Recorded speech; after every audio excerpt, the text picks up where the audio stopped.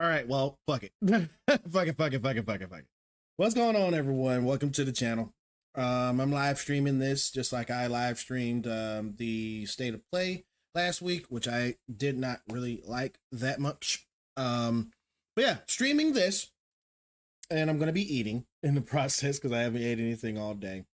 And yeah, what am I looking for with this State of Play? I'm looking for Gears of War. I'm looking for new stuff. I'm looking for Fable, the new Fable game. I'm looking for some stuff that's just gonna pique my interest more than what the State of Play did not do.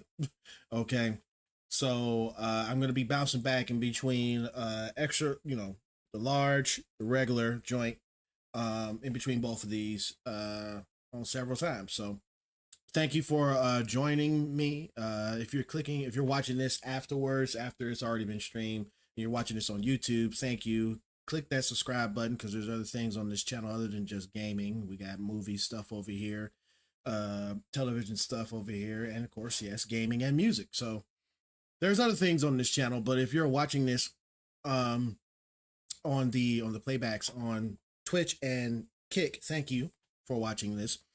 And yeah, I'm gonna go ahead and start eating, and I'm gonna unmute this while I eat. Okay, do your thing. I'll mute my mic while I eat, by the way. So yeah, thank you. You're awesome. And let's see what the heck they got going on here for Xbox. I really do hope that it's better than PlayStation, if I'm being honest with you. So yeah. We got leave it out, because I know that was the thing with Persona 3 Reload. It's like, oh, this is Persona just 3. The focused base. It's not my thing. See, they're already talking about stuff that I don't like. That's a good question. Whatever. I'm not sure if they. I think they would actually. Yeah. It's because it's not too much. It's not like with Persona 3 that's like, oh, we have the female character and it's a kind of a different route. Whereas for Golden was, hey, we put some extra content on top. So there's no reason why they wouldn't do that. But then again, Atlus's release plans are always kind of weird or whatever. But regardless, I think that if they were to remake it, there would be so much in there that it kind of wouldn't matter one way or the other. But hey. Watch me pop off up in the theater later when we're watching the I'm showcase. waiting for that stage shot. Now I want this to get. Please announce this, Microsoft, because I want to see that stage shot. I see some broad-shouldered folks out in the audience that are ready to catch you if you do. Yeah. Sid, have you got one more prediction for us in the final 90 seconds here? I think we're going to see something about Contraband. I'm glad you mentioned that. Yeah, I had that down too. 2021. A vague cinematic trailer, nothing since. Yeah, right? that was a long time ago. From the developers of Just Cause, so super talented people, Avalanche. Yeah, I had in my notes, like, if that's not at this showcase 4 years later, I'm going to assume it's canceled. Like, right? It's just, because they haven't literal silence. Yeah, and I'll just go ahead and we got 1 minute to go. I'll give you my last one, kind of on that same note.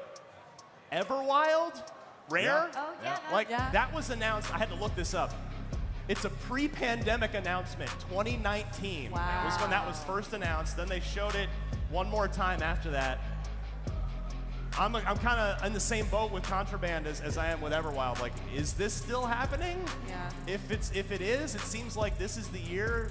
It's time to show it. So we'll see. I mean, there's a lot. They still haven't given us updates on everything they've announced over these last few years. So it's going to be interesting to see what we get coming up in less than 20 seconds. So on that note, it looks like the 2025 Xbox Game Showcase is about to start. We're about to start. Let's go. We'll see you back right here, right after the post show. So stick around. Count it down. 5, 4, 3, 2, 1. Let's go, Xbox. Let's go ahead and shut him up. Be talking too damn much. Let's see what we got here. If you're just clicking on this now, I'm eating. And I'm about to mute it while I eat. Game 1 on Game Pass, or Day 1 on Game Pass. It's Outer Worlds too.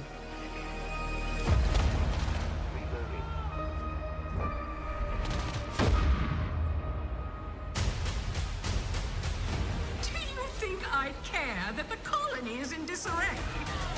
We didn't come to Arcadia to get bogged down in pointless warfare. We came to spread freedom and liberate resources for profit. But this pesky Earth Directorate agent is mucking things up. They're not alone in doing so. And they think they can just choose how things play out. They could stop us from stealing the Protectorate's brainwashing technology, which we need to improve our market share. Make sure I can press a different button to mute it. This I'm going to stranger now. aligned with the Order and that world computer of theirs. That could be the key to closing the rifts that threaten the colonies. So, you see why this menace must be wiped from the face of existence. Or, better yet, brought to our side through the power of capitalism. Now, let's get out there and buy our way to victory! I'm yearning and yearning for you. My heart and red in you.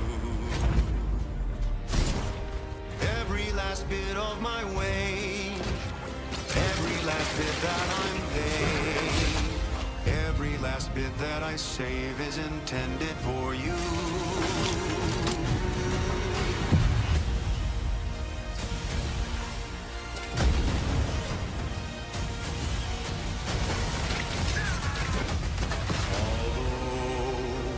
The cost may be high. One day, I know you'll be mine.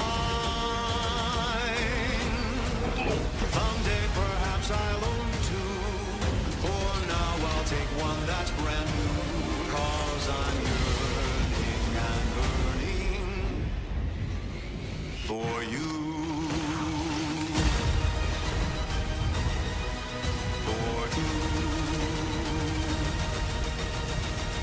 An adventure made for capitalism by capitalism. Inflate our impressions and egos by staying tuned after the showcase. They're definitely going to be... I'm definitely going to check that out. Play it on Game Pass day one. World premiere. Babe, what's wrong? I'm sorry. I've just been so depressed lately. You know, it would fix everything. Humanzapro.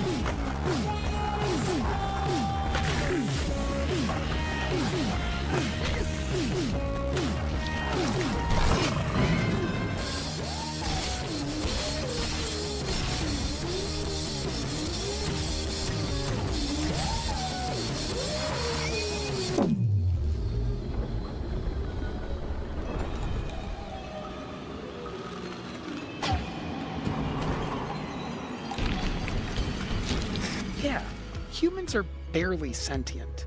Scientists have done studies, and their brains are like half the size of ours.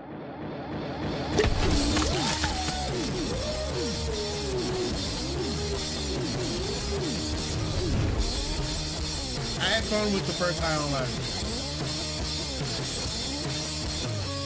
I definitely will probably play that. That's dope. See, these are games that I like. Thank you. World premiere.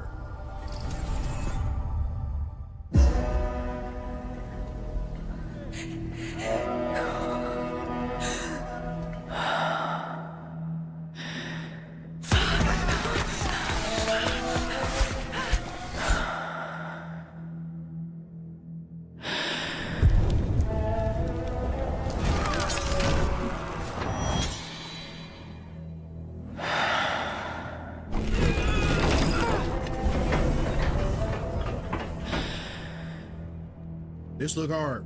I don't know what it is, but it look hard. And there, I got the chat, the stream chat up here too. Someone said Tomb Raider.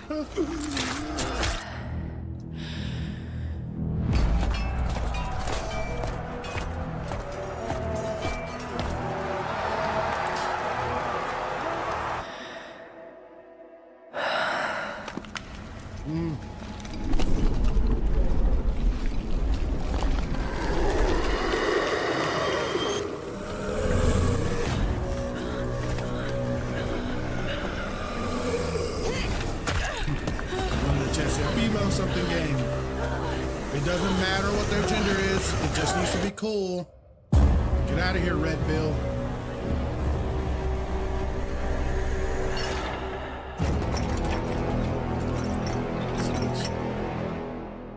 Oh, it's a Plague Sale! Was that her all grown up? That's pretty cool, man. Hope they changed the engine, because the last Plague Sale engine make the graphics look weird.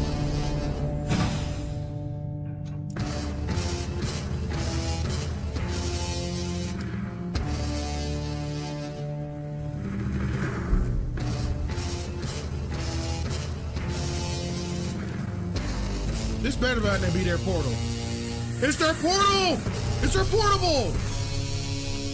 It's their handheld, dude! No way!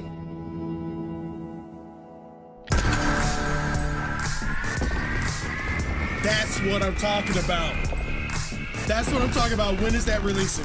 I'm buying it. I'm buying it.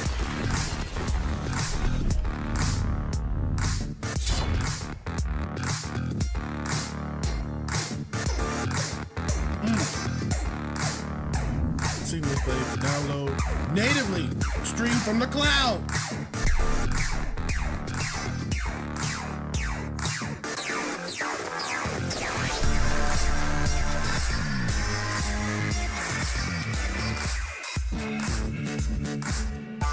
Powered by Xbox. That's what I'm talking about.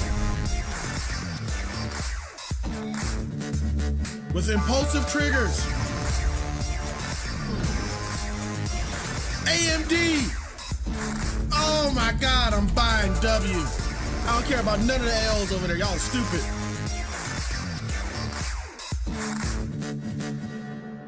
Holiday 2025. Getting it.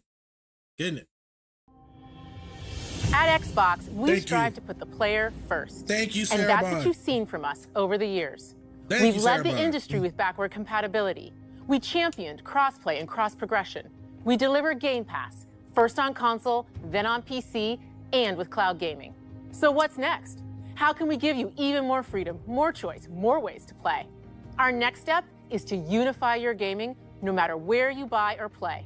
So we're building an Xbox experience designed for players, not locked to a single store or tied to one device. The Xbox Ally is an Xbox you can hold in your hands, bringing together the power of Xbox and the freedom of Windows.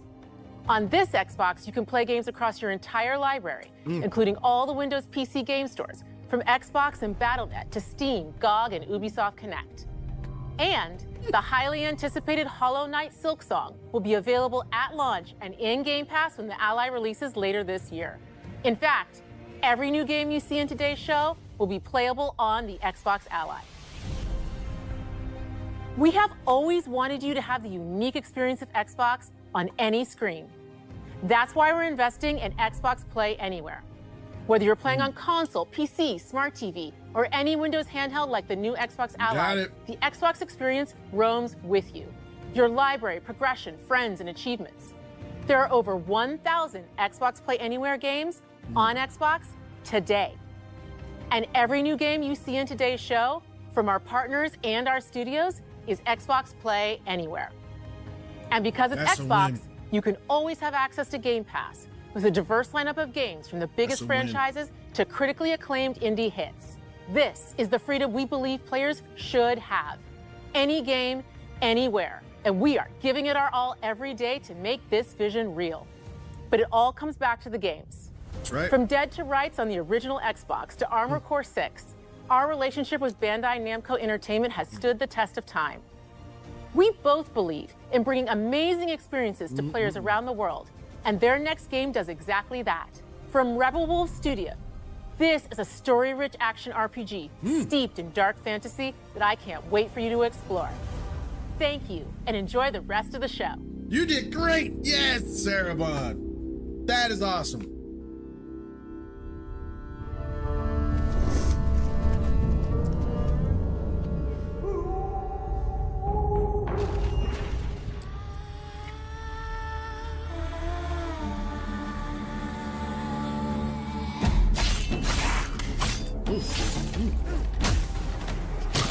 Ooh. Monsters have always been here, watching from the shadows. And when we were at our weakest, they came out into the light. We feared for our lives, but we should have feared for our souls instead. The vampires didn't come to kill us. No, they came to rule. To turn us into mindless, docile cattle. Not me, though. Neither. They tried to change me into one of them. But I became something else instead. You like a vampire? Their worst nightmare.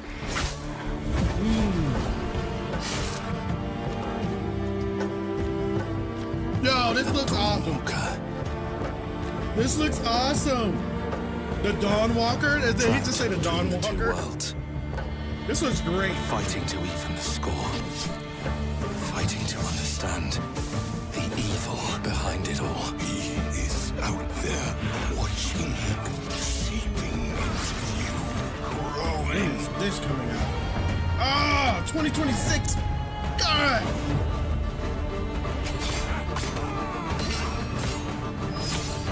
Ooh. The blood of Dawn Walker. Yes. Yes. Yes. See my face. Yes. That's what I'm talking about. That is amazing, bro. That was awesome. World premiere.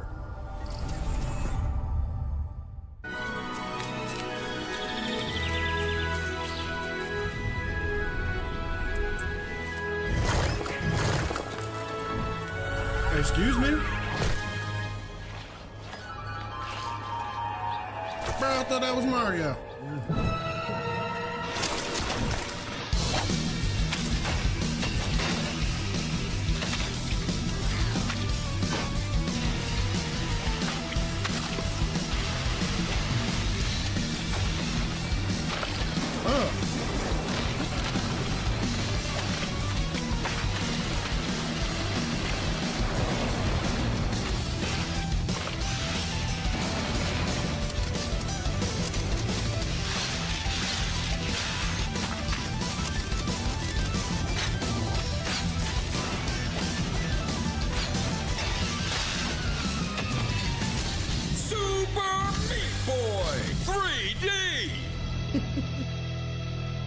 It looks funny.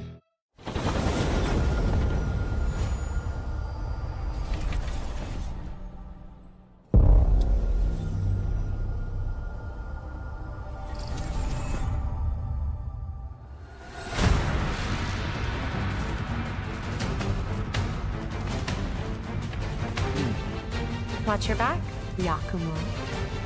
Ninja. You're a wanted criminal now. I'll kill the Dark Dragon myself. It's my mission.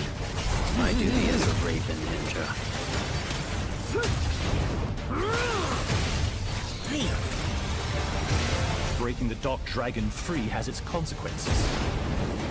This is the new ninja guy. Ooh, ooh. Ooh.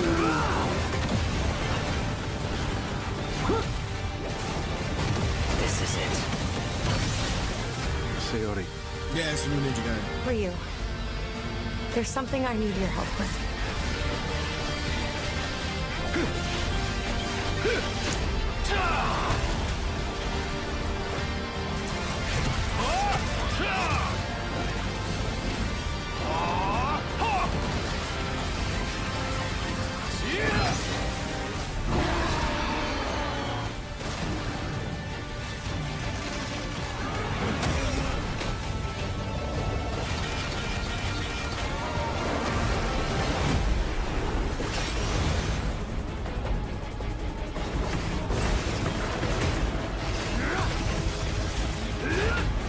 Dragon is mine.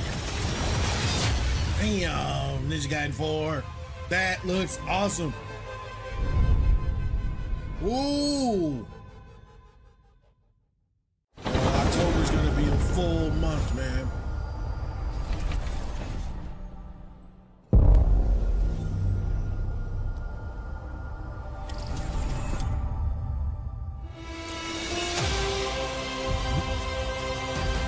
But that's it.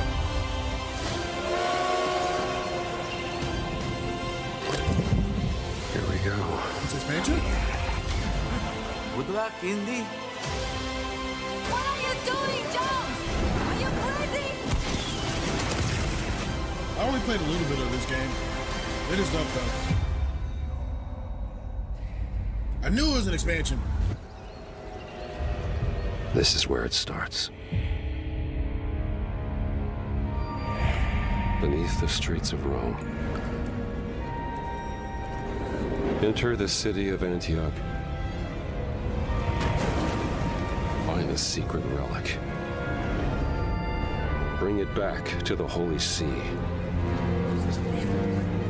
Defend the secret. They worshipped the giants. A lot of these kids do not like Indiana Jones. I'm looking at the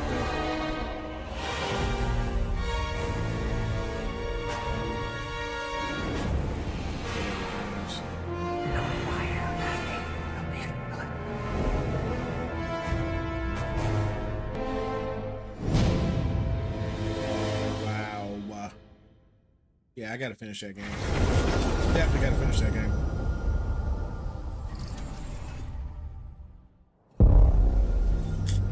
World premiere. World premiere. World premiere.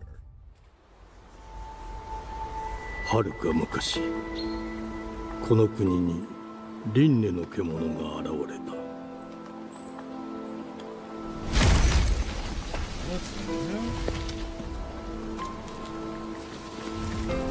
輪廻の獣は汚れを吐き、あらゆる生物を蝕んだ。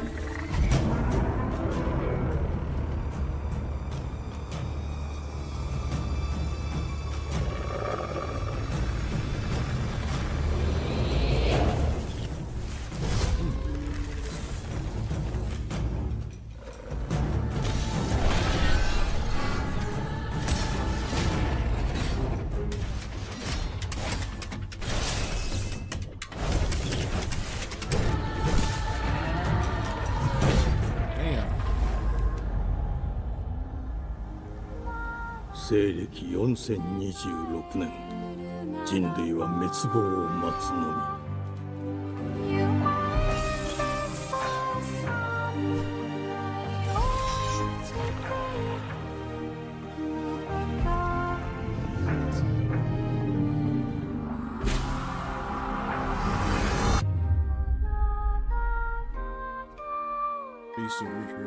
封じ子エマ、お前こそが輪廻の獣を滅ぼす刃となる。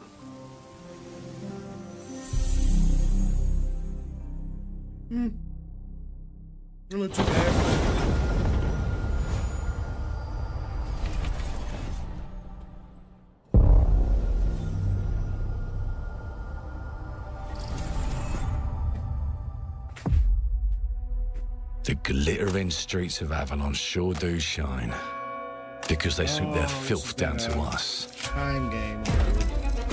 Get your paper in! Who's for a paper?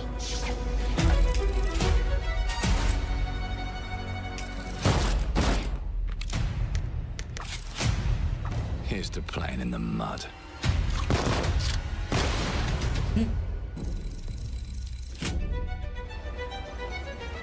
Life here ain't for the soft-hearted. You will be paying me back until you fucking rust. It ain't for the spineless. Keep your filthy pickers off me! And it sure as shite ain't for the decent. That's a clean sweep for what a...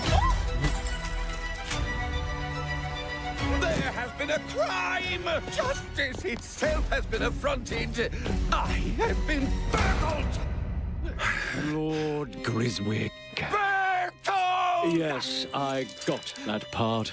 Do you know anyone who might wish you ill?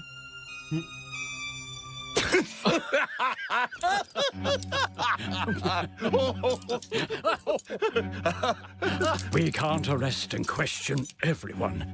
Let's see if we can narrow the suspects down a bit. They were, Trust your instincts, sir. tall, Yes, sir. built rather slim, well, muscular. Mm-hmm. Was very quick, agile. Go on. With a mustache. No, larger. I see. Quite fashionable. That's the fiend who robbed me.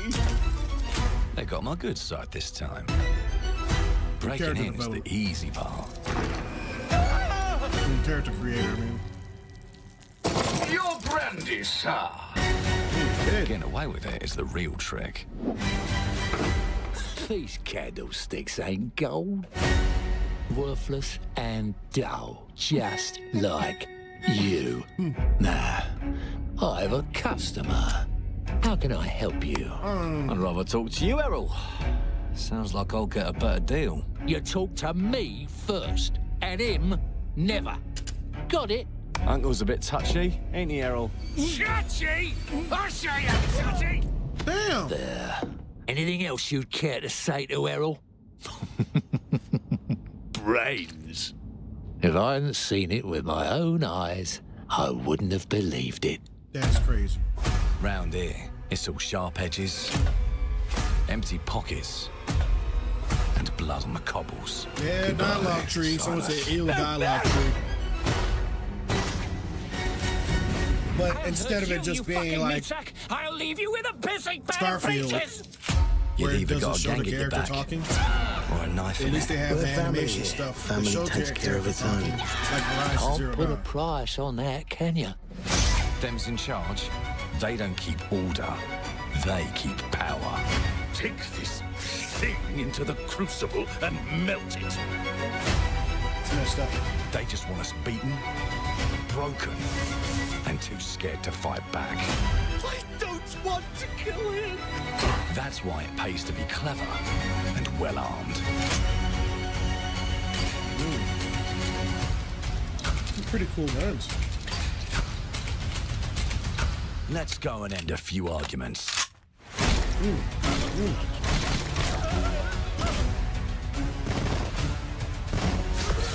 Don't get cocky. They've got a like weapon this. This far looks nice. worse. Time. And if they can rewrite history, Oh yeah, you rewrite history. That's they can right. rewrite us. But look who just found Mummy's keys. Now I can fiddle with time. Put the bullet back in the barrel. Bring the chaos to a crawl. Take a mistake and make it like it never happened. Rewind. This is dope. Change the world as we know it. This is dope. One choice at a You time. kids just don't know, boy. And I can even go back and change the past to change the future. And let me tell you, the hunters don't like it when the rabbits got the gun. Ooh.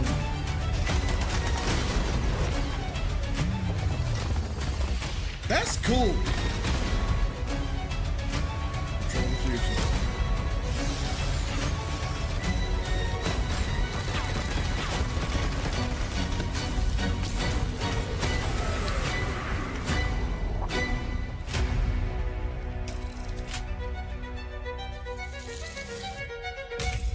Now let me alone and piss off!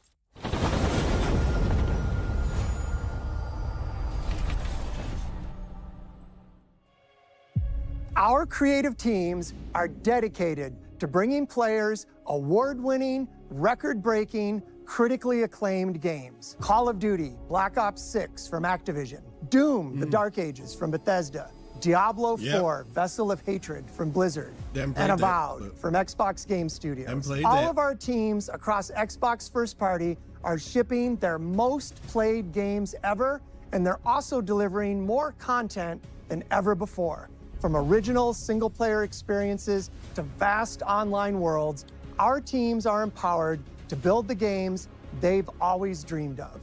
We want our players to have the choice and flexibility of where and how they play the games our teams make.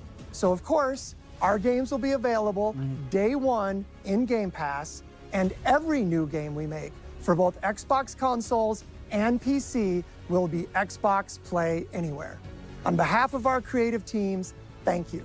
These experiences don't stop when you put down the controller. As you've seen in recent years, more and more of our characters, stories, and worlds are expanding to brand new audiences through TV and film. A Minecraft movie and the Fallout TV series broke records and brought millions of players into the game. We have more projects in the works as gaming continues to influence film and television like never before. When it comes to growing new franchises, Obsidian is having a year like no other. From launching a blockbuster new game like Avowed to the upcoming release of The Outer Worlds 2 this October. Obsidian is always delivering great games, and they have a third game launching this year. But I really want to know. You'll get to go deeper on it in our Direct, but until then, let's take a look. It looks like something I can World premiere. I'm probably not going to stream the Outer Worlds Direct. Probably just going to end it with the show ends. I told you, you can't run from me, you foul beast.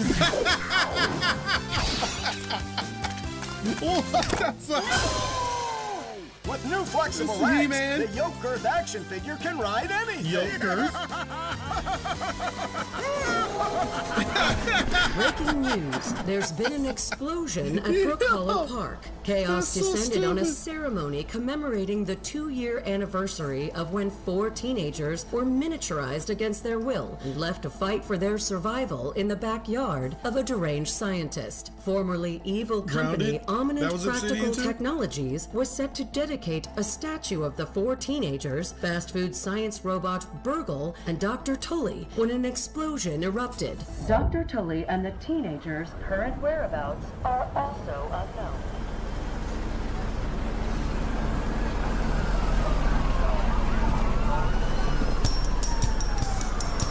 Gotta keep it separated.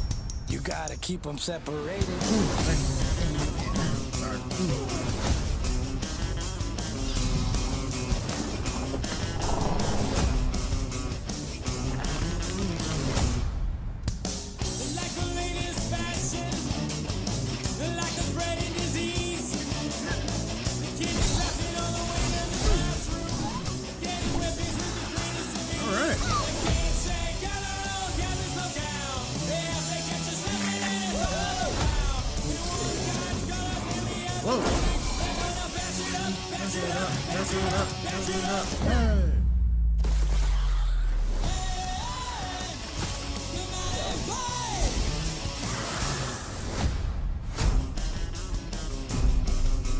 Oh, that's soon.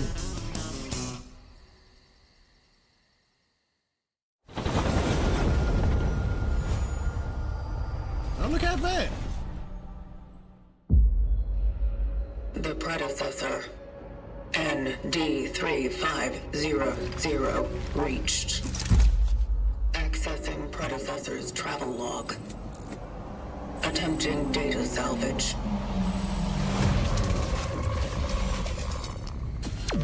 I have encountered an unprecedented orphan. It was in a state of suppressed recomposition. The behavior pattern of the orphans populating the area What is is this? highly unusual.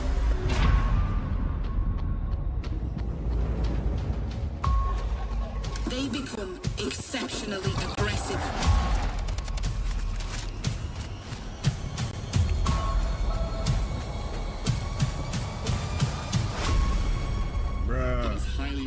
to proceed with caution. You got a bunch of freaking Sony ponies in this shit in the chat saying hell. They seem to act more consistently, in coordination. Destroying the nest is now a priority. Oh, I gotta play this. Such is our calling. It looks crazy. Such is our calling.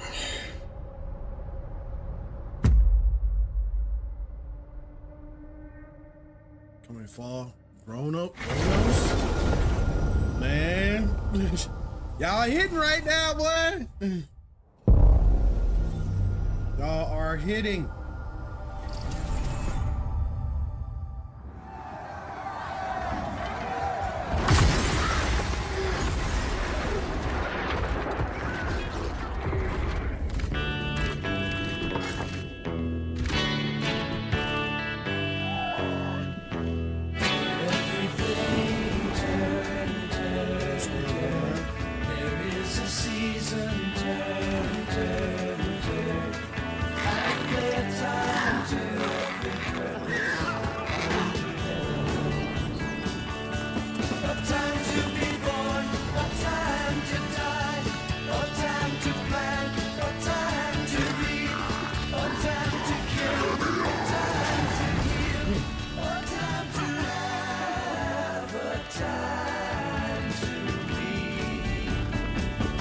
It's not for me.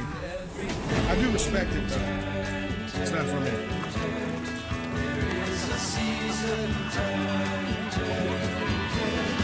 And this music probably copyrighted, so.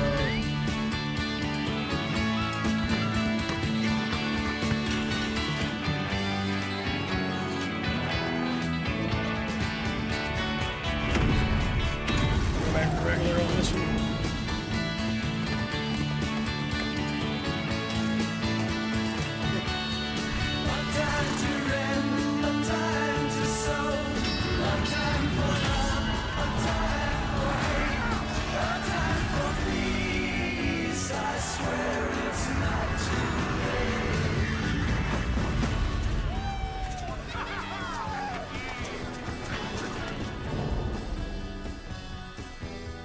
I mean, you guys enjoy it next week, a week after. Not for me. World premiere. Oh shit, let's go back. Mayday! Mayday! Code 1 to mission control, we're falling!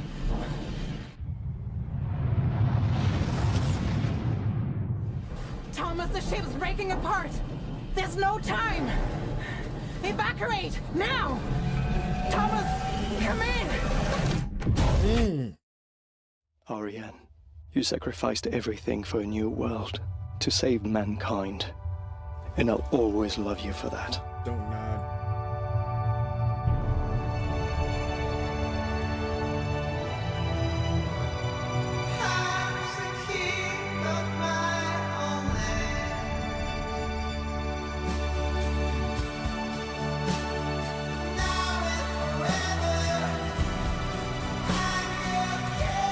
Platformer.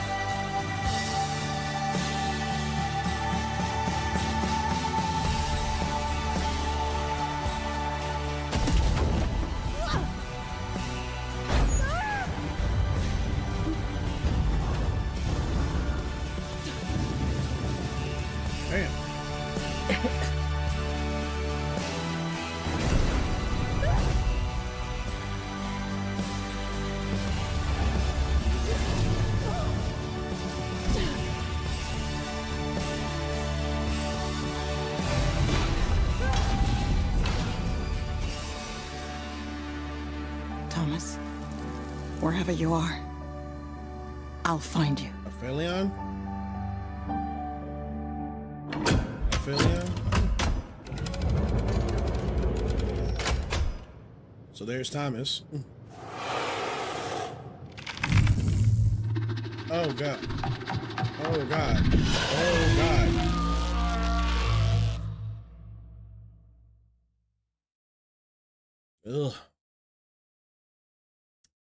That's horrifying.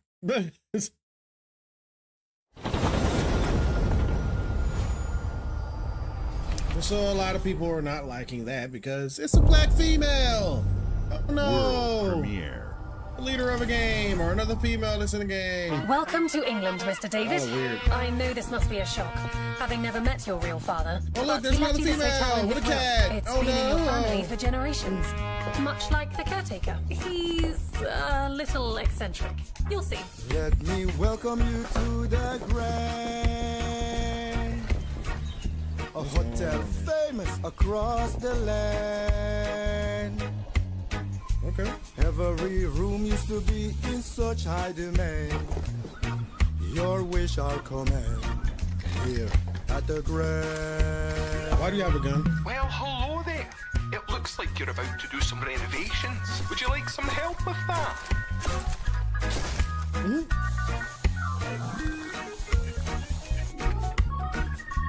So, my father was renovating the hotel when he disappeared? Not just the hotel. He was helping the entire village. You have his power tools. You know, you could pick up where he left off. You seem like a good man, like he was. I'm in. They don't suspect a thing. Just make sure the locals don't get wind of what you're really up to. What?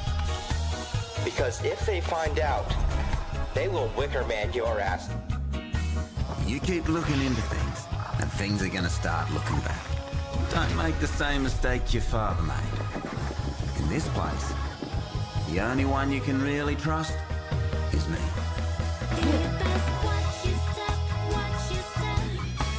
It's a musical first-person something game. It's creative, man.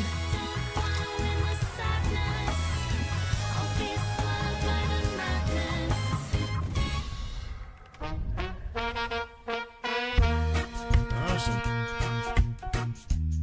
There are no ghosts at the Grand. That's the name of the game. There are no ghosts at the Grand. Okay. I'd be for somebody, but it's probably not for me.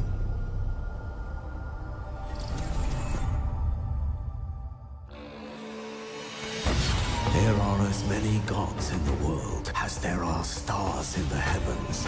And when we need their help, they send us a hero. Who would have guessed the defender of my homeland would be my daughter? She unlocked the heavenly spear. Let's see what they got to say about another female game. What's it? What are you losers saying? Someone said another mobile game, and someone said another she.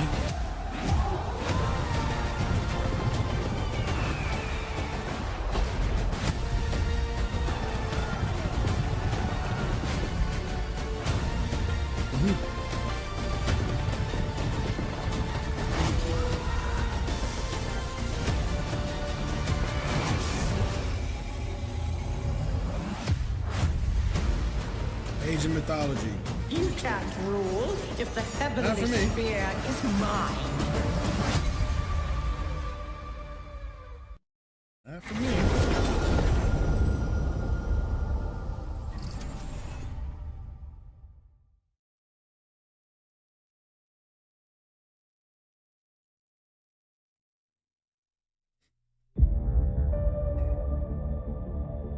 주권 국가의 자주적 결정을 누가 허락하는가?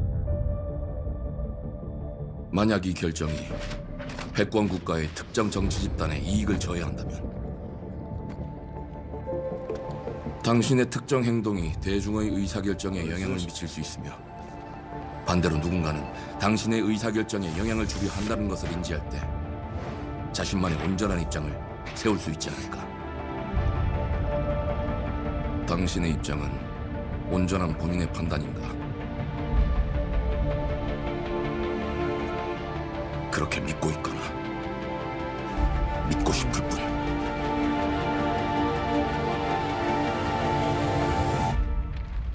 I have no idea what this is.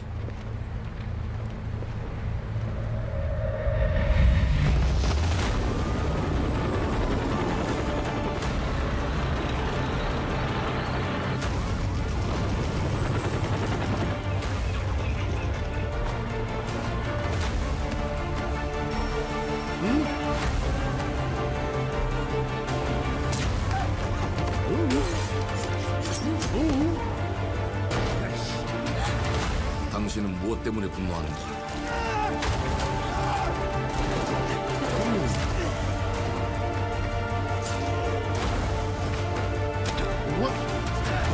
당신의 분노는 스스로 결정한 것인가?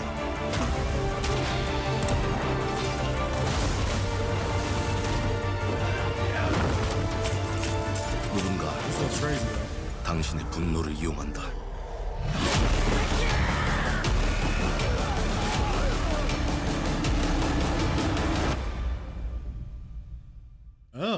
지정태. 지정태!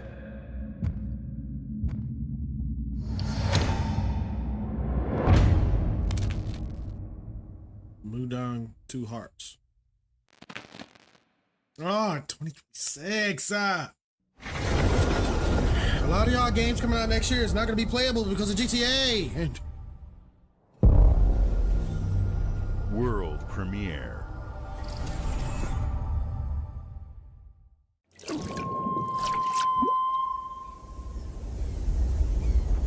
E ora online This definitely ain't for me. dovete fatevi.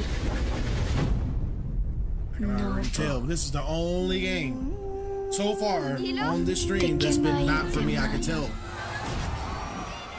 Muite unanite waeora. Dia novo tualibemo iwalotaname. Ona otalima diefema. Teonami.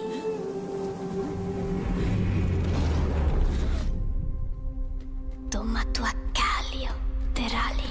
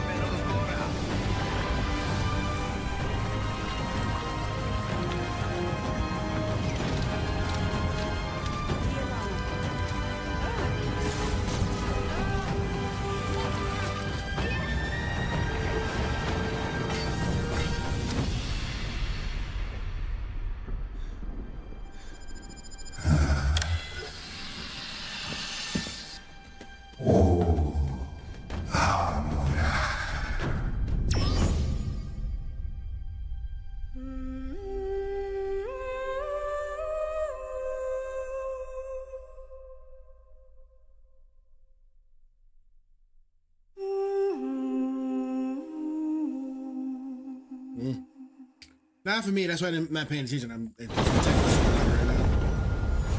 Look at everybody, thumbs down.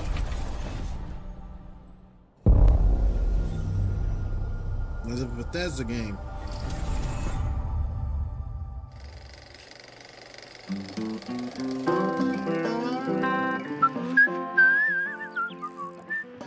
Okay. Well, hello there. Beautiful day to relax by the old fishing hole, wouldn't you say?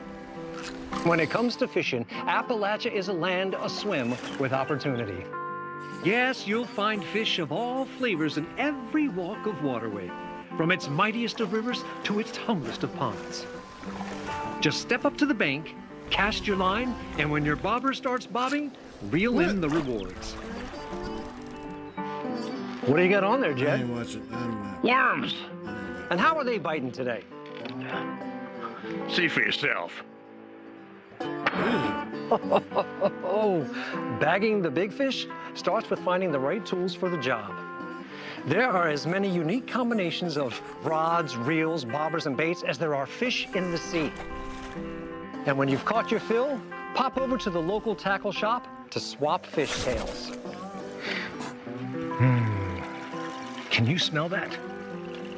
No matter what troubles plague the future wastelands of Appalachia, you can always find comfort in cozy little joys like this. You just gotta know where to look. Vault Life is your ticket to easy living. Design and build your own little slice of paradise.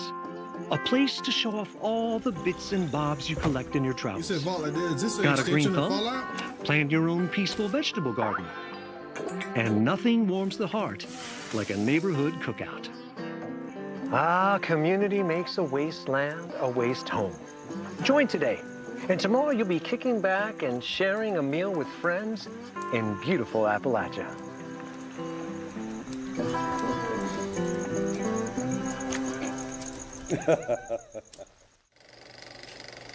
Yep, I knew it was that. World premiere.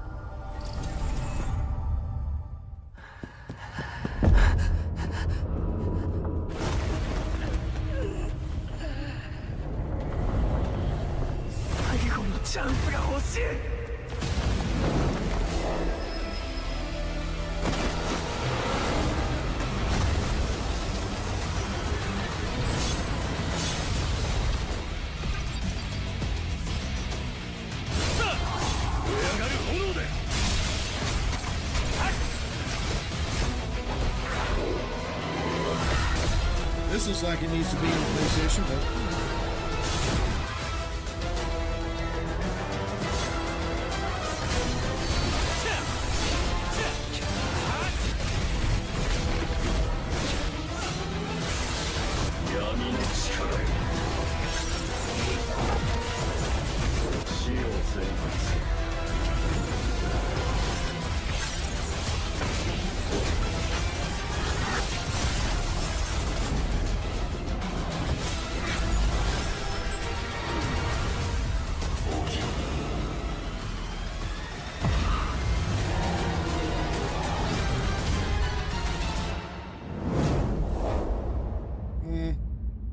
not for me.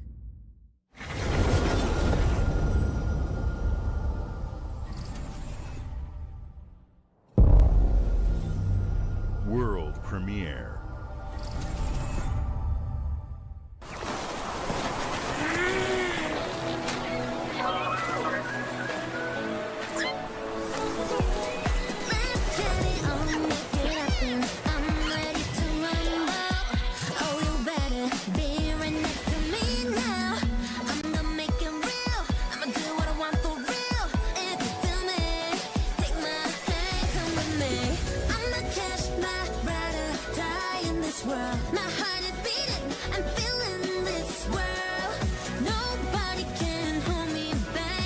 Not for me.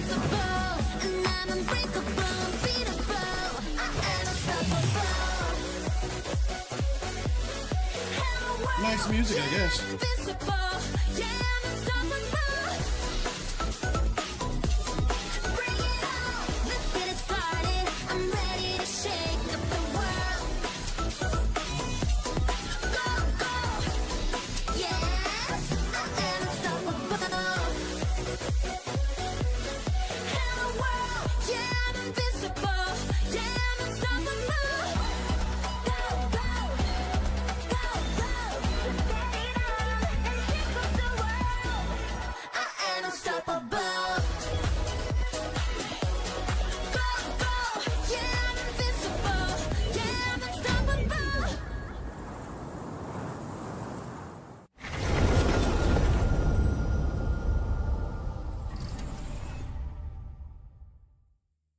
Hey, what's up everyone? It's Tony Hawk Pro Skater. I just want to say thanks to everyone for all the love and support we've seen since we announced Tony Hawk's Pro Skater 3 and 4 a few months ago. These games have changed my life, but more than that, I've seen them help spread a love and appreciation for skating all over the world, and that means everything to me and the team. I can't wait for you all to experience the game. It's been rebuilt with so much care and attention to detail, with some brand new parks, new music, new skaters, and more. And you can enjoy it all with your friends with up to 8 players in multiplayer. Tony Hawk's Pro Skater 3 and 4 officially drops July 11th, and we have a lot more surprises to come. Check out the launch trailer now.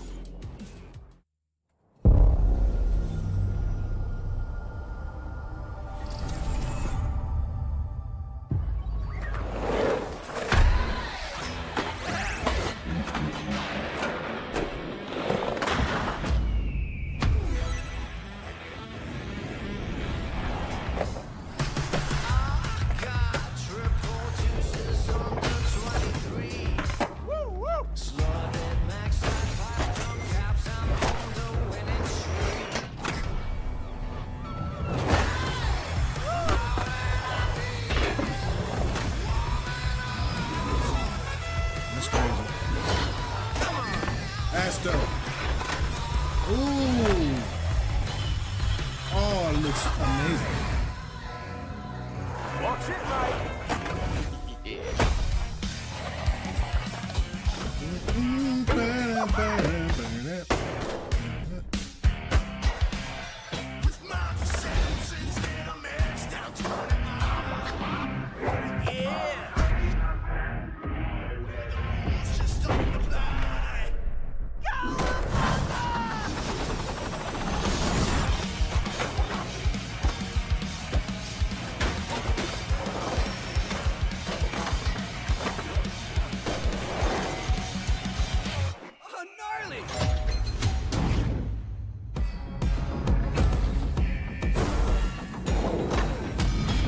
Oh, that's sick.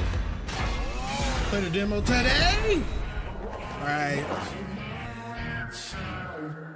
Oh, it comes July. I might have to check that out then on Xbox just to play the demo.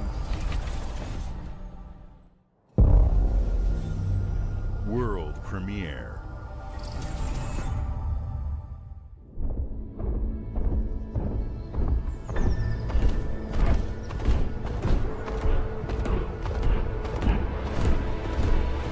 To be honest, man, this Xbox showcase is cooking more. I know it's like I'm not talking a lot, but I am letting you know what I'm probably not going to stream or not going to buy, and I'm gonna let you know what's cooking. I'm more disappointed in a lot of the games coming out next year instead of this fall.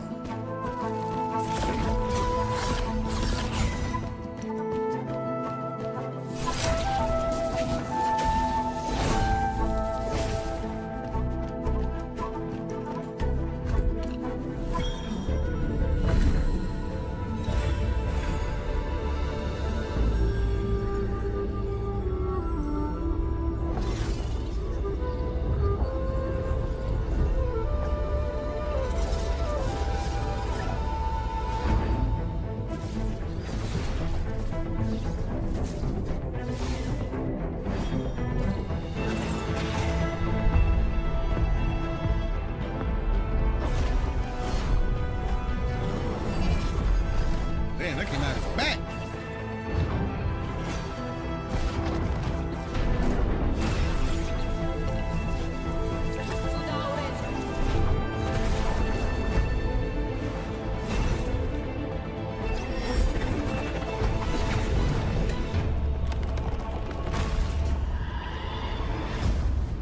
That shit came out of his back, dog.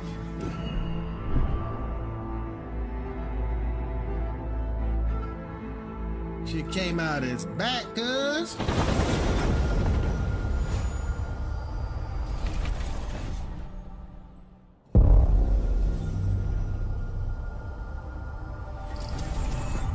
Alright, what we got next?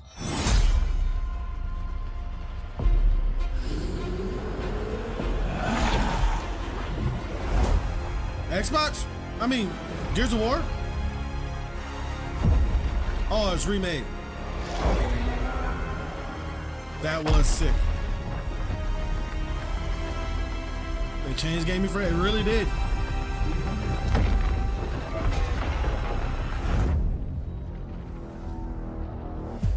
Where's the narrative? Look who decided to show up. Hammer of Dawn. Oh, crossbow. Think you can still find your way back home, Phoenix?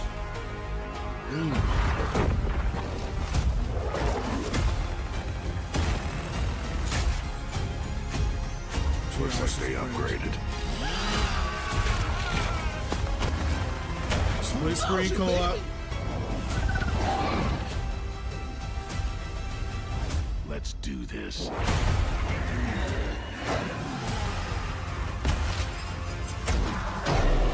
This is gonna be awesome.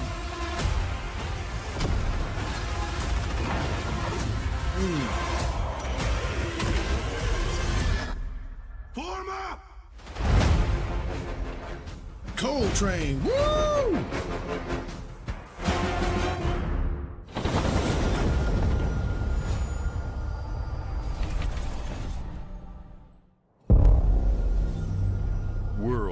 premiere.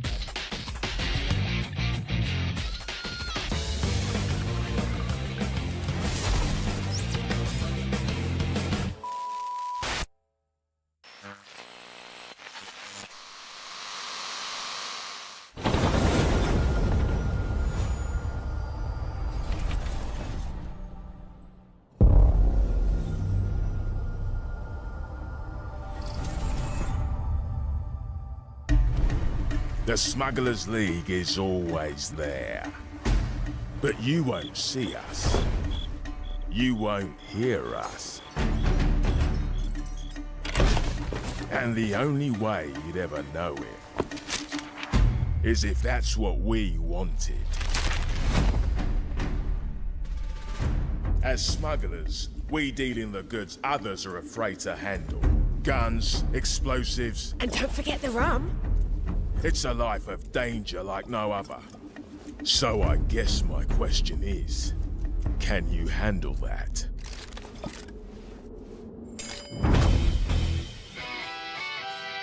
Getting your hands on gold is one thing, but you should know that this is what we're really after. The bigger the boom, the better. Smugglers need to be adaptable. It's more than moving under moonlight and shadows. You should be ready to take advantage of others' misfortune. Stealing, of course, is always an option. Just do whatever it takes to get the job done. You are pirates, after all. Welcome, my friends, to the Smugglers League.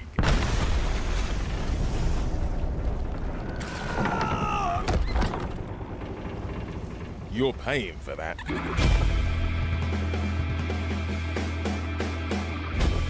That ain't for me either. I've tried out Sea of Thieves one time and I was kind of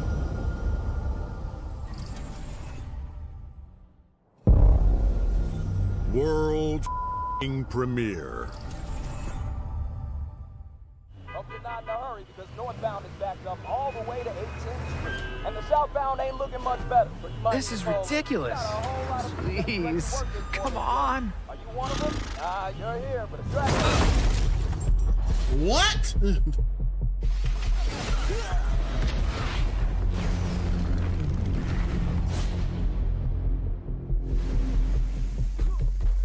It's invincible? Had enough yet? No, Dad. Not even close.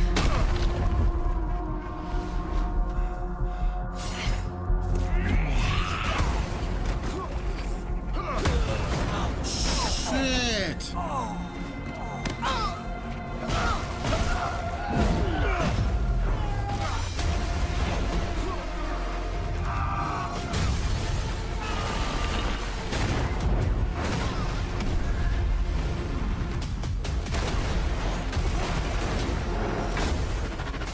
I hoped you'd understand why I had to do this. Accept our rule or die.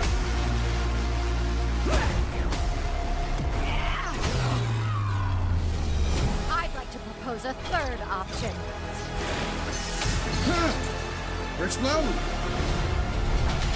I'm not your son anymore. I'm the guy who's going to throw you off this planet for good. I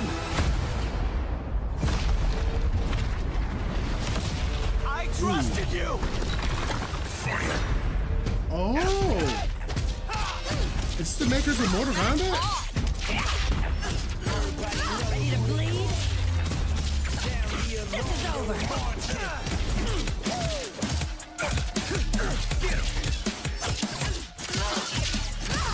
All right, coming through. Let's do this. Gotcha. Going up.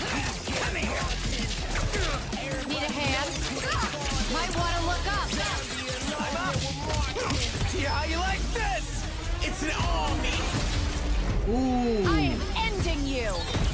I see it all now.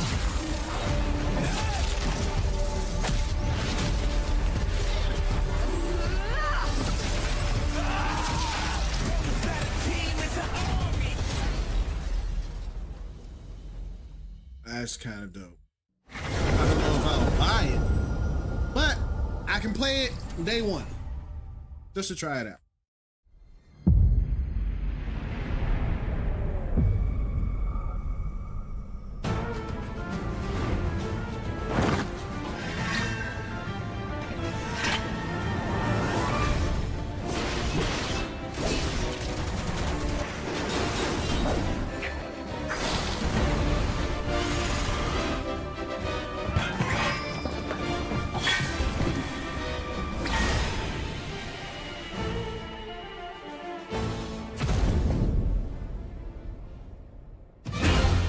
To even the odds.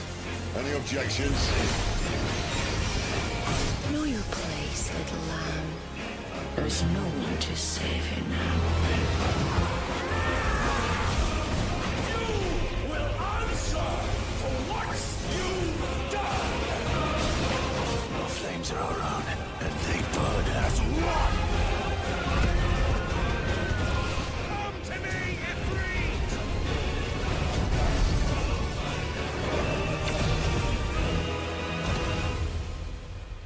Valisthea cannot endure a second claim Not my thing. but she may yet be saved by you.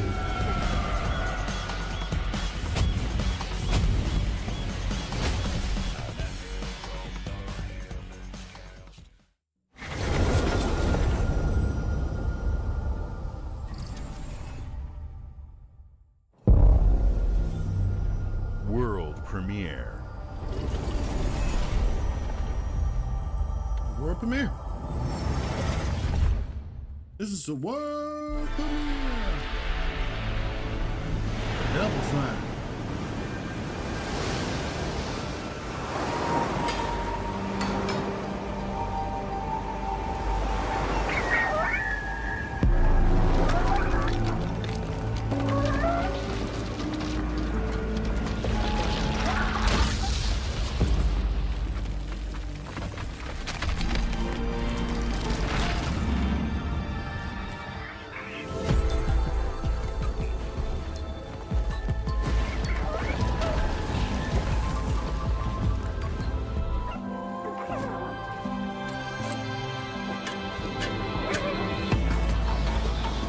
This looks weird as shit. What the fuck? It's a side scroller with a freaking lighthouse moving. I don't know.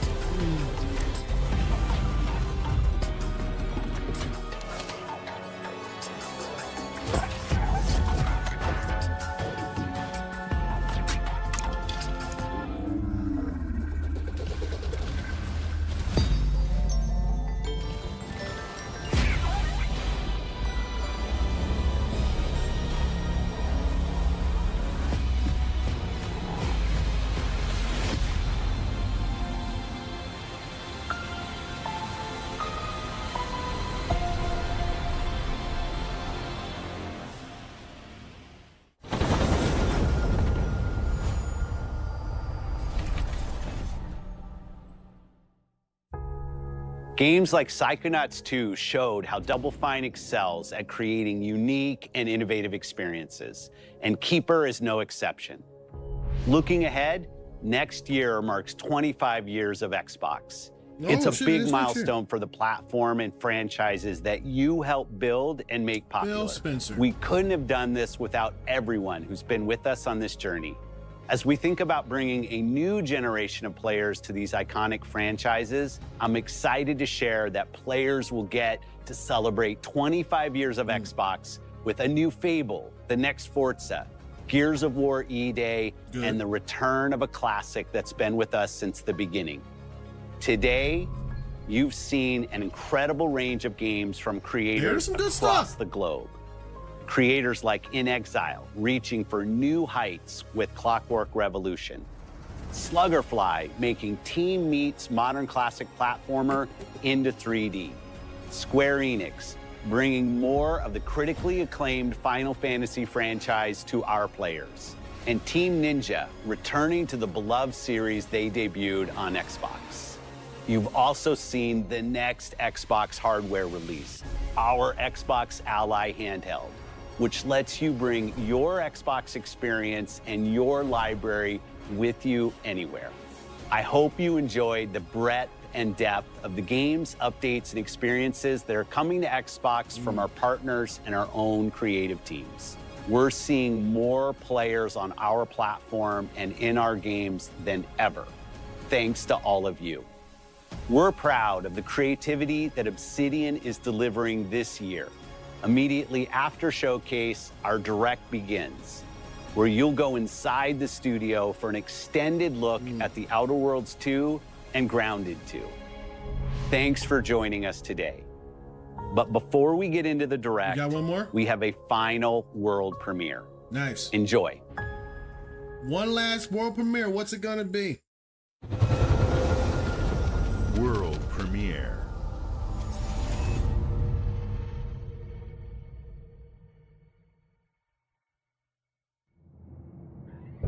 What's this? Welcome to the Guild. We have been expecting you. Please, follow me. Okay. You already know us as a global tech leader. Our software, our systems, combined with our skilled team, is designed to save lives. Your years of service have shown you the importance of our work. Here, you'll witness the global scope of that mission in action. Let me introduce you to our esteemed visionary.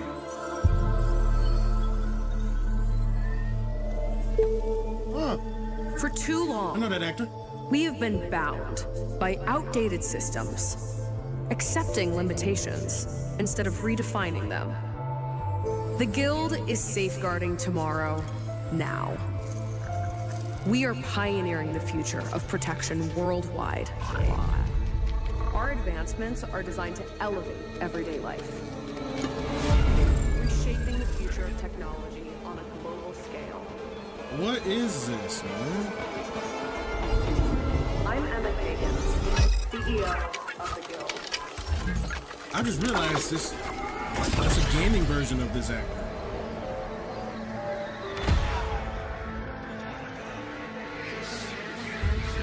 Nine Inch Nails.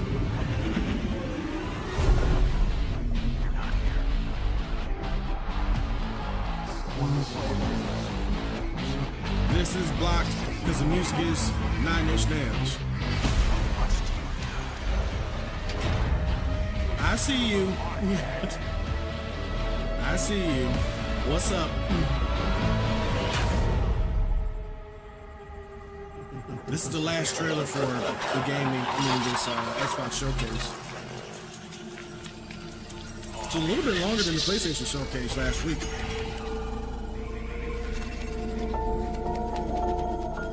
The reason why you don't get notifications because in your YouTube app they're set to default to be off.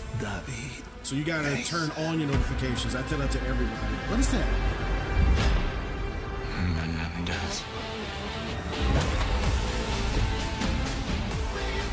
This.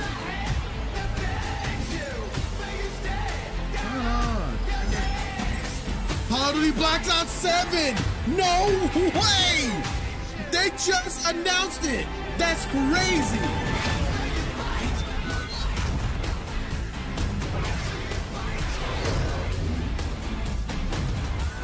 They know Black Ops is their biggest thing. Yes, someone said in the comments, another one.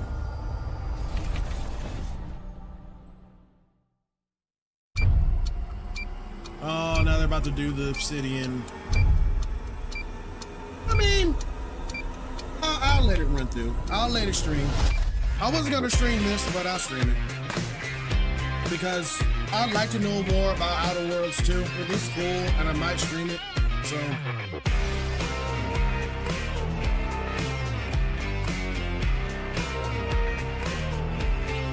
That is wild. I don't know. The only reason I could think Welcome that to you're not Obsidian getting the Entertainment. notifications. We're here at the studio who joked around that this has been the year of Obsidian, with Avowed releasing early this year and now ending the year with 2 more games. And what better way to cap this incredible year for us than by doing what our studio does best, sequels. That's where I come in. You can get out of here, Fergus. Thank you so much. No, you're doing great. You nailed it. The sequel is the lifeblood of every great franchise. Think about it. The original creates the world and builds fandom, but the sequel, that's what makes it worth remembering. No sequel, no hoverboard. No sequel, no dual SMGs. No sequel, no raccoon tail. No sequel, no Zune 2. Which doesn't really exist, but I wish it had. There was a Zune 2. There was? There was a Zune 2? I'm Mark, the head of sequels here at Obsidian, and I have sequelized everything. Blockbuster movies to AAA video games to my first marriage, so trust me, I know what I'm doing. Come along on this journey with me. Part 2. It's Sonic.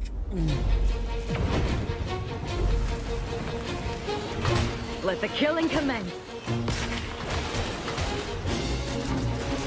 I never played the first one that much. I think I only played it on my home house.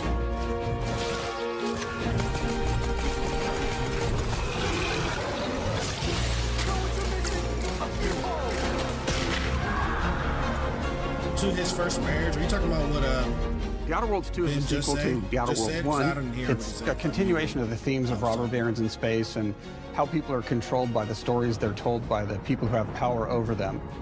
This time we're able to go a lot deeper because we have more time and money, which is a great thing, and we're able to make it a much more true Obsidian reactive RPG than we were the first time around. It looks cool though. So we're going deeper and more complex with everything for the sequel. Tell me what you like the deeper best. Story, you like lore, it like this? RPG interactions, or do you like it reactivity, like that? all the things we've been known for as a company. Like it's this? really a complete realization of Or everything like people want from an Obsidian game. Surprisingly, this is the first time in over 25 years that I've had the chance to do a full sequel for a world that I helped co-create. It's really just a fantastic opportunity to explore and expand the universe in interesting ways, and to go even further with the themes of how people are affected by living in a dystopian corporate reality. You can shoot your way through it, you can talk your way through it, you can sneak your way through it. And so no matter what kind of playstyle that you like, this is just an awesome franchise and an awesome game to jump into, even if it's your first one. The first Outer Worlds was a great base to start from, as it has all the elements of a great Obsidian RPG. Right, well, interesting characters, deep worlds, important choices. I'm just gonna do it like this. In the Outer Worlds 2, not only did we want to double down on those elements, but we wanted to give players even more of it. We've also put a lot of investment into skills and traits that impact things like combat, conversations, and areas that we call RPG interactions, which are the part of the world where players can use their specific skills, perks, and backgrounds to solve problems in unique ways in our new, bigger worlds.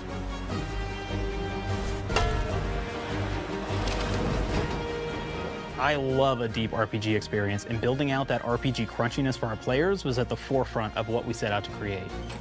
We prioritize those deeper RPG options with different character builds and combos so players can express their role-playing power fantasies. We also have different equipment options for different playstyles and different companions with different abilities. This is a cool game series. The fact that I have Game Pass, it makes it easier for me to just kind of jump in to this. I know Outer Worlds already. In the first on Outer Game Worlds, you Pass. start off as the Stranger, which was basically a blank slate to build on top of with various attribute points that would begin to define your personal experience in the game. You can make any kind of character you want, but we've given you a role. That role is an Earth Directorate agent. Okay. You can think of them as kind of like space cowboys or space sky marshals. That's what I want. They're the good guys that go into places and kind of fix everything that's wrong. You're gonna be one of those. But we don't tell you why you joined the Earth Directorate. There could have been a lot of different reasons, right? It could have been because you're an actual lawbringer and you want to go in there and spread law throughout the galaxy. It could be that you're a roustabout and you just had nothing better to do. Or maybe the sequel After you pick your background, one of the really important choices you have next is choosing your traits. While we had attributes in the first Outer Worlds, we've leaned into traits for the Outer Worlds 2, which are these big changes to your character depending on which ones you pick. So it could be something like Brilliant, where you can tag extra skills and you start getting extra skill points. And that's obviously really great if that's how you want to build your character. You can also go and do something like Lucky, where you get extra critical chance, and you also get a lot of really cool options throughout the game as well. Of course, we brought back dumb, so players love the dumb option. Tell me, do you believe in signs? Dumb? What's a dumb option? Not quite what I meant, but I like your contempt for boundaries. I could put your adventurous spirit to good use. You get like lots of really cool, fun conversation options in the game, but we took that even further. And again, there's lots of elements in the game where you can be dumb and use that for something. Could be something as simple as banging on a machine to get it to work. After you've invested in some of your traits, your next choices are going to be choosing your skills. The skills themselves basically allow you to build on your playstyle and what your character is doing in the game. That will be everything from playing stealthily to speccing for an explosive specialty. I don't sound like this guy. If that's what you're saying, I don't sound like this dude. Throughout your entire journey, your character continues to change with the different choices you make. In the Outer Worlds 1, actually had more skills than we have, so we condensed them down to really the core and essence of what we really wanted there. But we made each point that you put into a skill much more impactful. So instead of getting small percentage changes, we actually did much larger changes per point that you put into each skill. And again, all these things, because of how they're checked inside the world itself, can matter quite a bit. You know, just even having one additional skill point in something can open up a lot more options in the world itself. Thing that I pulled if from anybody's played Fallout New Vegas, they'll be very familiar with like the perk system. We basically borrowed that, but went even grander. We actually have more perks than Fallout New Vegas did. But here's the cool thing, right? We check and use perks for literally everything, right? So you can do everything from, hey, I want to make a stealthy build that steals stuff and is really good at that. Okay, great. Well, you can take maybe the pickpocketing perk. So that's not available to everybody. But if you select that, now you can actually go around and steal things out of people's pockets. Ooh, that's nice. I can have like a portable system like I have with the There's another perk called heavy-handed, right? Where say you're a melee person, what this does is now your power attacks that you use actually knock people and you down. Download the game's native. Oh man, I really like the serial killer perk. Yeah, as you start killing people, they will drop hearts. And you can take those hearts, and essentially you're taking these trophies, you could say, and it's actually giving you a permanent health bonus every time you do it. Cool to have the goggles and stuff on your head. I did play Assassin. it a little bit. Now, this is an early game perk that you can take, which every time you use stealth attack an enemy, you're actually going to get a movement bonus for a certain amount of time.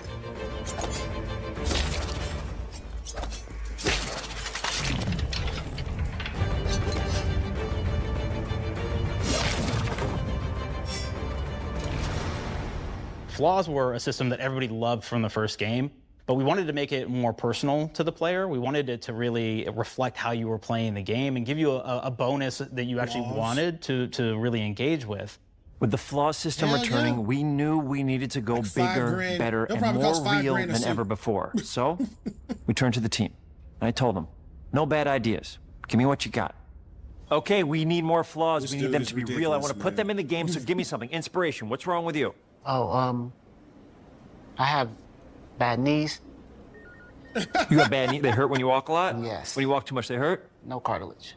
Sounds boring. Makes you sound like a boring person, but it's in the game. It's a good flaw. What about you? I like to take small things sometimes. So you're stealing? No, I'm taking. When do you give them back? I don't. Claire. Claire, you shouldn't be stealing. Yeah. What are you doing? You shouldn't be stealing, Claire. Tiny crimes. Tiny crimes? Do you hear the second part, though? It's a crime. Well, you're stealing. Claire, that's wrong. You can't steal things, okay? But it's an amazing flaw, and I'm putting it in the game. But you're a bad person. And are you the one that took my stapler? Do you need it? Yeah. Give it back. Okay. Please. This is so You, dumb. what do we got? Flaw. I like to stare at the sun. How long did you stare at the sun? Just lunch break. An hour? An hour? Oh, I only get 30. You guys get an hour? Yeah, an hour. Oh. Damn. Makes me feel energized. How many fingers am I holding up? 3? No. Anything else? We'll put it in the game. We'll put it in the game because I feel bad for you. Anything else? One of my favorite flaws is something called bad knees. So dumb. It will actually give you the option to take this flaw I like that they that'll make added it so that that little you acting move thing in faster this throughout the for game. describe But the certain problem aspects is, of the game that they're anytime you putting in. stand up, your knees are going to make a loud popping noise that makes it so that, well, everyone around you is going to hear you. Oh my God! There's one called Kleptomaniac. This is really interesting because what it does is when you steal something, you can actually sell it for more bits than normal. And like that sounds really great. The drawback is sometimes when you're looking at things in the world that are owned by somebody else, you'll automatically steal them. So you have to be very careful about how you use them. One of our more wacky perks is the Sun Gazer Flaw, and it just gives everyone cataracts while playing their game. So everything becomes like light shafts and blooms and hazes, and makes the game pretty unplayable if you happen to choose that perk. I'm not choosing that. If you happen to be the type of player that habitually reloads your weapons like I do that a lot. Well, you'll be offered the flaw of over-prepared. Oh, man. Now, you'll get larger magazine sizes on all of your weapons, but if you ever fully empty your magazine, you're going to take a debuff for a while. While we support options like being a gunslinger who wants to key into destructive weapons, that's basically what they're saying. Who wants to alpha strike their enemies before they know what hit them, we also allow for a lot of fun and experimental builds. You can be a mad scientist who utilizes gadgets and wacky science weapons and armors. Or even a psychopath who gains permanent bonuses to help by murdering their friends. This game? Nothing shows the impact of these character build options better than, in my opinion, the bridge area, which has a quest you get early on in Paradise Island. A little bit. When it comes out later this, I think it's at 30th or something like that. Not only do you kind of encounter this very early, and it's a very core one to the story, but it really expresses our philosophy of allowing the player to solve problems in a bunch of ways. So you may solve it by speech options. You may talk to them and maybe have to go do a quest for them and really kind of prove that you're a friend of the Protectorate to get by. Even though I may have need of your help, stranger. I've just seen my homeboy if you are ready to seize an opportunity to show fealty to the Protectorate. It's a lot of game. You could go gun blazing and you could just take everyone out inside the POI, lower the bridge itself, and kind of get across. Hey. Hey.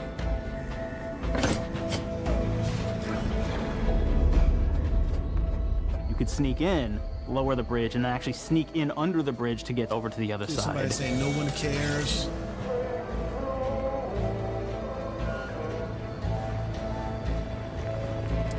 Someone give their opinion. Okay. Especially someone that you personally know.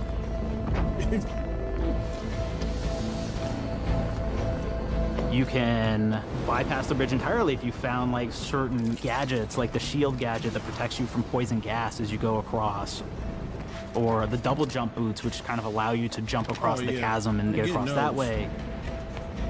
There's even a really kind of messed up way, right? Which is players can actually sacrifice one of their companions, the companion who they just found as part of. What? We're no different than the Breeze we start Why are you tossing bleeping out that the story rats. element? I sure as law ain't gonna follow someone who can't see the wrong in it. I must admit I'm surprised we could come to an understanding. But I thank you for your loyalty, stranger. As promised, you shall have clearance to cross this bridge. Okay. It's such a fun quest, but again, it really showcases that we want you to be able to solve this in whatever way you want to. When you build your character your way, we're there for you. We really want you to have the experience that you want to have out of this. Okay. Factions and companions. From the very beginning of our discussions about the Outer Worlds, we really knew we wanted every game to take place in a different colony. This lets us expand on all aspects of the universe. Every colony can be its own thing with its own flavor, and we can center them around anything we want. Any ideas or setting we're interested in. Arcadia is an isolated colony with abundant resources, and it's run by an authoritarian faction called the Protectorate. Their dictatorship is thematically based around the question of how much freedom people will give up for security and luxury. For Protectorate subjects, unfortunately, that answer is everything. Man, that's the horrible. Protectorate is also incredibly wealthy because it was founded by the inventor of the skip drives, which are the Outer World's faster-than-light engines. But those skip drives are starting to cause rifts in space-time, which are cutting off all the other colonies on Earth from being able to trade with each other. The Order of the Ascendant is an offshoot of the Order of Scientific Inquiry from the original game, and like them are a science-based religion with the same goal of solving the universal equation, which will allow them to predict and alter the future to the benefit of all mankind. They used to be part of the Protectorate, but they split off to focus on solving the equation for the good of everyone, not as a way to simply control the masses. Okay. The player's been sent to Arcadia as an Earth Directorate agent to find out how the skip drives are causing the rifts and what can be done to stop them. Each of the factions have their own solutions to the rift problem and their own goals. The Protectorate wants to close them to protect their legacy as the inventor of the drives and their wealth. The Order wants to close them not only for the good of everyone, but also because they're complicating the math they're using to solve the universal equation. And Antes just wants to be able to open and close them at will to control all the trade routes between the colonies. In addition to expanding the themes and lore of the Outer Worlds, we're also expanding the humor, so each faction has its own flavor of absurdity. Anti's Choice is a merger between Anti-Cleo and Spacer's Choice from the original game, and there are corporate representatives in the Outer Worlds too. They've invaded Arcadia to liberate their resources for all of humanity, at a profit, of course. Yeah, one of my favorite things from Fallout New Vegas is the radio system. It was just iconic for me, and I wanted to make sure that the Outer Worlds 2 had that. Well, except for the maps. So we actually built out 3 different radio stations, one for each of the major factions. You also have a ton of music. Each station might have, like, I think 20 tracks of unique music that we've made for it. It's a lot of stuff. But the really cool part about this entire thing is that we actually put a lot of reactivity into the radio. So it will respond to the things that are going on around the world that you've been interacting with. So if you go into a location, let's say you solve a problem for the Protectorate folks, if you listen to the Protectorate radio station, they're going to be cheering you on as a hero. When you're doing it through combat and stuff, what buttons to press and things like that. Certain games do that a lot. I'm assuming that this game will do the same because, you know, some people like myself had not played the first game. Some hotshot for hire just managed to fix the electrum leak in their repair facility. Now, I'm not saying we caused it in the first place, but we sure like the idea of all those broken piss me off, but it'd be big as hell too. I just want a gaming world where there's the factions and companions are great examples of how we're going deeper and more complex this time around. They're integrated into the game storyline much more than we did on the first Outer Worlds, and like with everything else in the game, they have a lot more reactivity. There are 6 companions in the Outer Worlds too. As usual, each has their own quest lines, but this time they are also connected to a different faction and have character arcs that the player can affect through their choices. Your first companion is Niles. He's another Earth Directorate agent like you, and he's looking for your help to decide whether he wants to become an even better agent or to turn his back on the Earth Directorate completely. There's also a somewhat cute Automech support drone that is basically Niles' helper. Her name is Val. Marisol is part of the Order of the Ascendant, and she's an aging but still deadly assassin. That's right, she's a deadly mathematician who may or may not have some unfinished business to attend to with the player's help. There's also a cultist named Azza, who is part of a sub-faction that worships the rifts, and in her case, violence in general. You can choose to either turn her away from overt violence or support her chaotic and dangerous tendencies. At one time, Anti's Choice had a program to graft soldiers with animal parts to make them more formidable. Unfortunately, it didn't quite work, and most of them are now dead. There's a combat medic who survived, however, named Inez, and she wants the player to help her fix her graft, among other things. Finally, there's Tristan. He's a Protectorate Arbiter who is judge, jury, and executioner all rolled into one heavily armored package. It is your choice to either help him judge wrongdoers or show him what true justice looks like. We definitely have reactivity in the game based on how you've been treating your companions. I won't reveal the end of the game, but let's say if you have not been treating them well, you will find out at the end of the game what that means. There's certain things that you have to do. You have to Companions are a very, very important part of merchandising, because that's the real beauty of the sequel. We're talking merch, baby. It is the lifeblood. It is what fuels us. Do you want to see some of my ideas? Up, up. Check this out. Gen Alpha loves body pillows, especially ones that look like human beings for some reason, right? Who needs a significant other when you could have a knife-wielding space psycho up in your sheets, huh? What do they do with them when they get them, huh? Maybe a little napping, maybe a little snuggling, maybe a little nah. What? The visuals of the first Outer Worlds depicted a frontier colony in space. The Outer Worlds 2 is driven by an invasion of the Arcadia colony system by Anti's Choice, which shifts the visuals to be more reminiscent of a World War I-like setting in space. I don't remember that evolution is seen across all aspects of the game, starting with the factions. How do you militarize everything, including extreme capitalists or math-crazed scientists? In a World War I setting, war comes with propaganda. The Sovereign uses it to maintain control.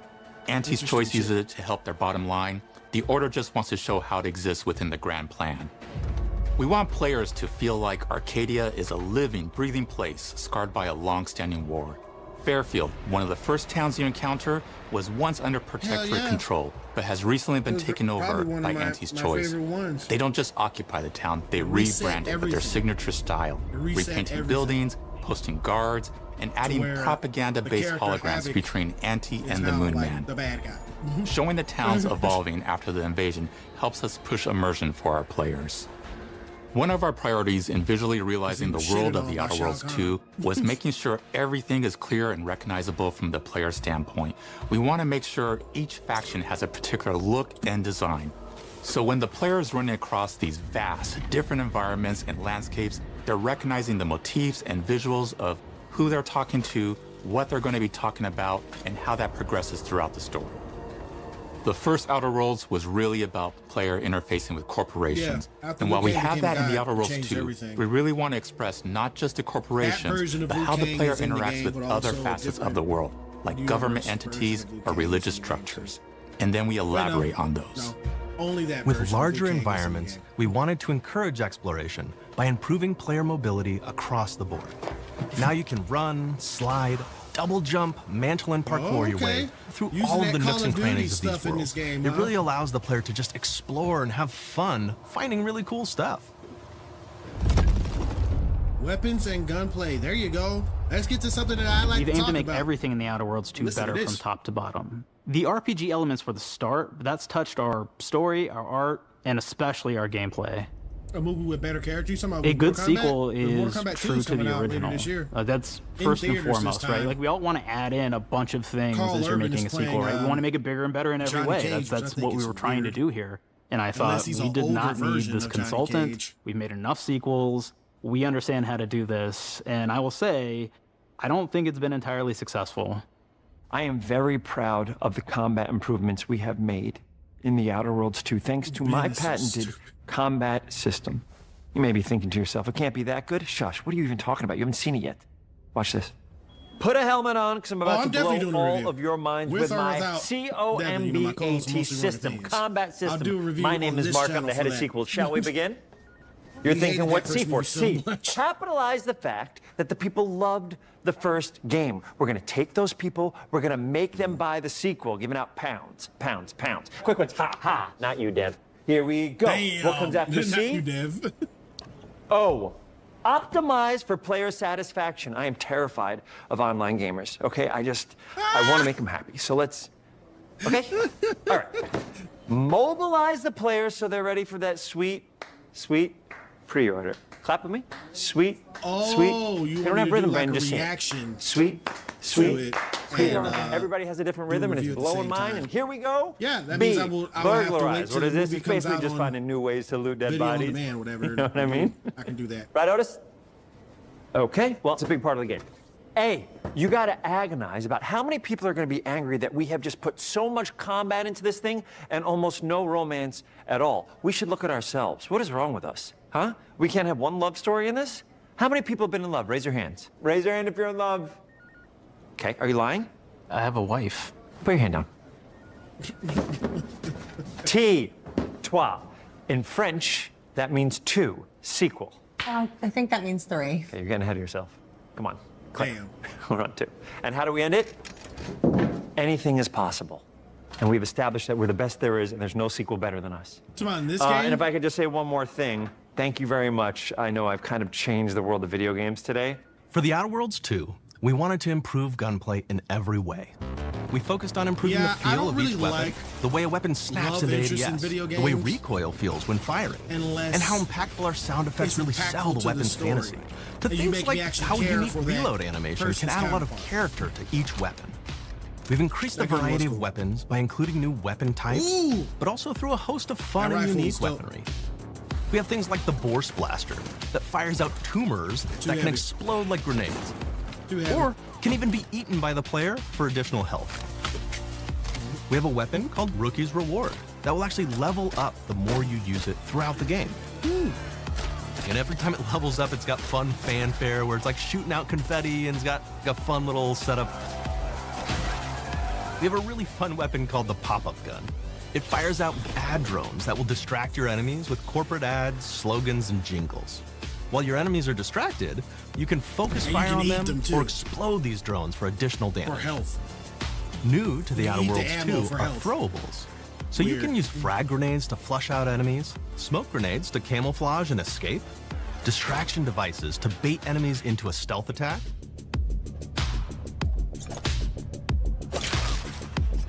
and even science grenades that will levitate enemies, allowing you to fire upon them while they float helplessly. That's cool. And of course, science weapons are back. We have returning favorites, like the Shrink Ray. This time it's been upgraded, so you can shrink your enemy down to the size of a sprat and run over them, exploding them into bits.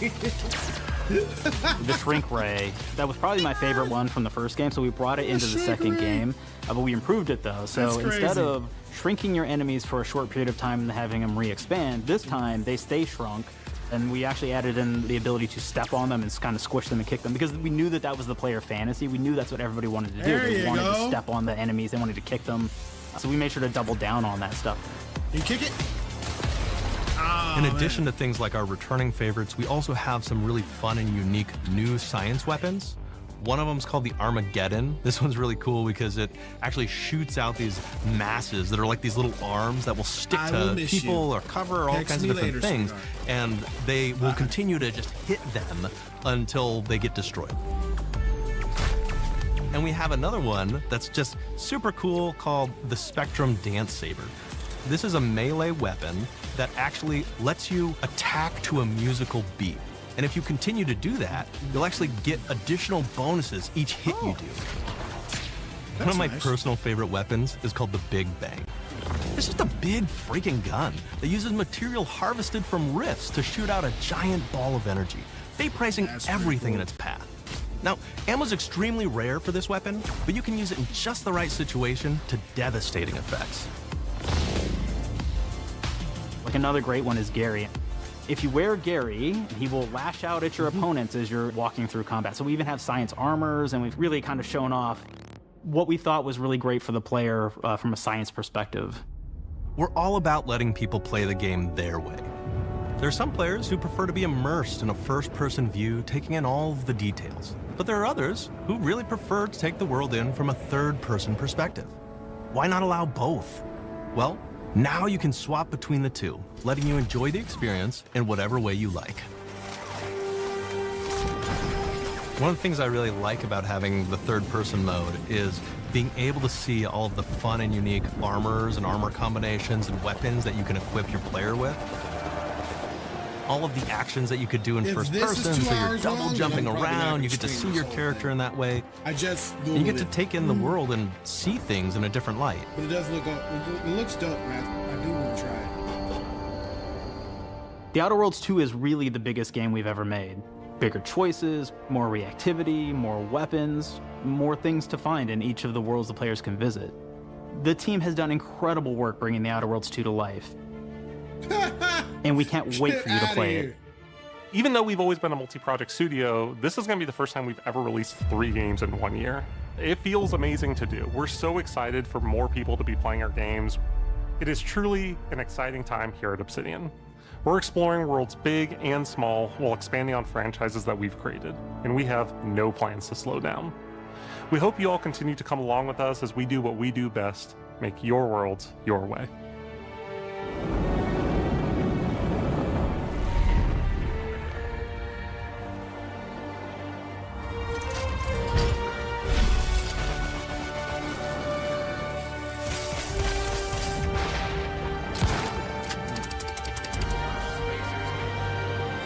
They're gonna start talking about Grounded out dip out.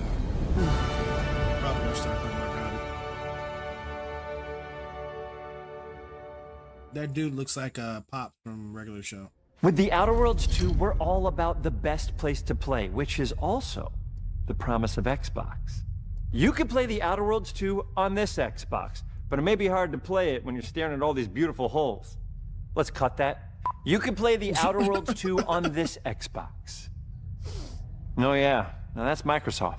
Or you can take a phone call on this Xbox, then play the Outer Worlds 2 right after. Excuse me, I'm getting a call. Hello? What am I doing? I'm playing the Outer Worlds. Hello? Yeah, this is Mark. I didn't know I had jury duty today. You could play the Outer Worlds 2 on this Xbox, but it takes 2 people to lug around safely. We're gonna go up to my apartment, okay? And this is an Xbox you actually wear that also plays the Outer Worlds 2. What do you think, Claire? This is amazing. Are you playing? I think so. Fantastic. So now this is actually not an Xbox, so you cannot play the Outer Worlds 2 on it. Can't play anything on this. I guess Bread. You ever play Bread where you take it out of one slot, put it in the other? I don't have friends. If you pre-order the premium edition now, you'll get early access, which is like a prequel to the sequel, or is launch the sequel to the pre-order, or like, why are any of us alive at any time? It doesn't matter. Either way, my job here is done. It's time for the Grounded 2 portion of the Direct, which is sort of like the sequel to the Outer Worlds 2 portion of the Direct, which I absolutely just hit a home run with. You know, it's really nice to see my influence go on to other games. Take it away, team. Okay. Thank you, Ben. And Mark. big exit.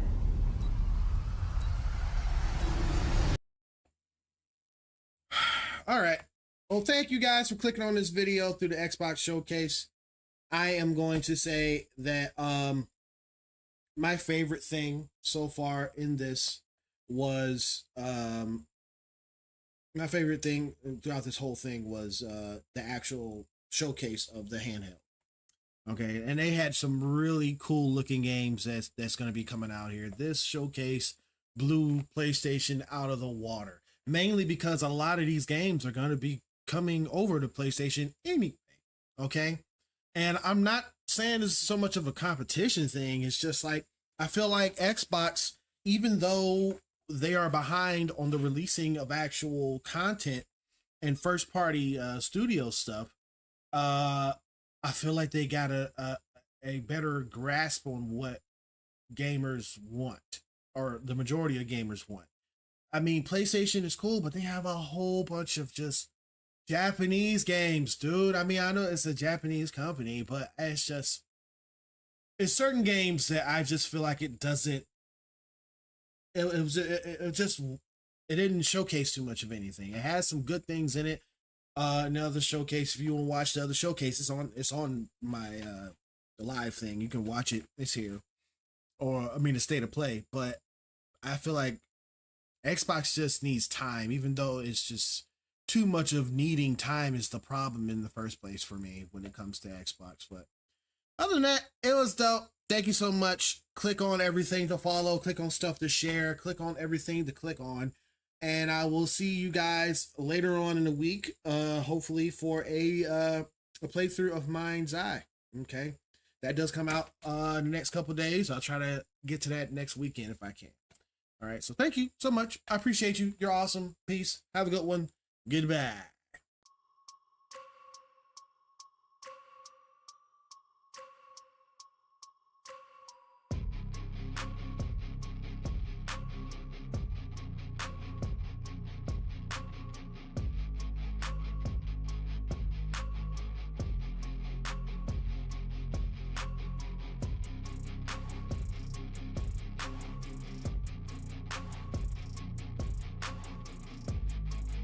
This is the brand new ROG Xbox Ally, and it is a big deal. So you're looking at the very first time that Xbox has put their brand on a handheld. There's a lot to talk about. The real star of the show here is absolutely the software. It's gonna be a little bit of a controversial take, and I'm still not completely sold on myself, but I don't think that this is a true Xbox handheld. So some of the things you're gonna get with the